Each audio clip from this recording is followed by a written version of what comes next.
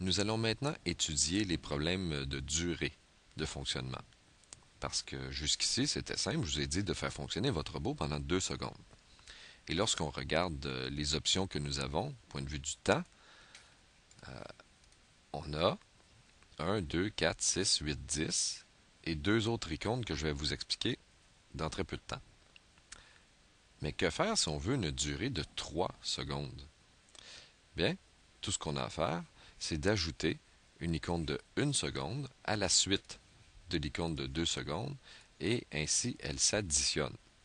Donc, Robolab n'avait pas besoin de mettre une icône, par exemple, pour 5 secondes. Il suffit d'ajouter 1 seconde à 4 secondes. Donc, on voit l'utilité des additions.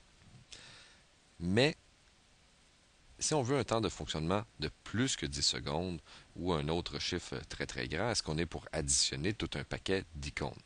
Non.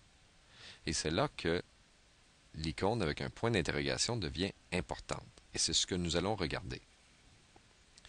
Nous allons supprimer nos icônes de temps ici, supprimer le mauvais fil et ajouter notre icône point d'interrogation.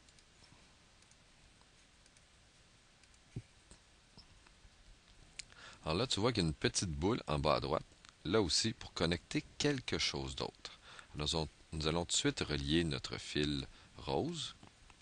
Et là maintenant, le point d'interrogation, c'est parce que l'icône, c'est nous qui décide exactement le temps que nous désirons. Avec le bouton de droite, je fais apparaître ma palette d'outils. Je vais dans les modificateurs et cette petite boîte ici, où c'est marqué 1, 2, 3, je l'approche de mon icône de temps et tout de suite, pendant qu'elle est en noir, je peux taper un temps de mon choix. Disons 12 secondes. Et mon robot va fonctionner pendant 12 secondes. Pour les élèves qui sont plus vieux, qui connaissent les décimales, je pourrais dire 2, et là, il faut prendre la virgule pour que ça fonctionne, 2,5 secondes. Donc, je peux aller dans les fractions de secondes.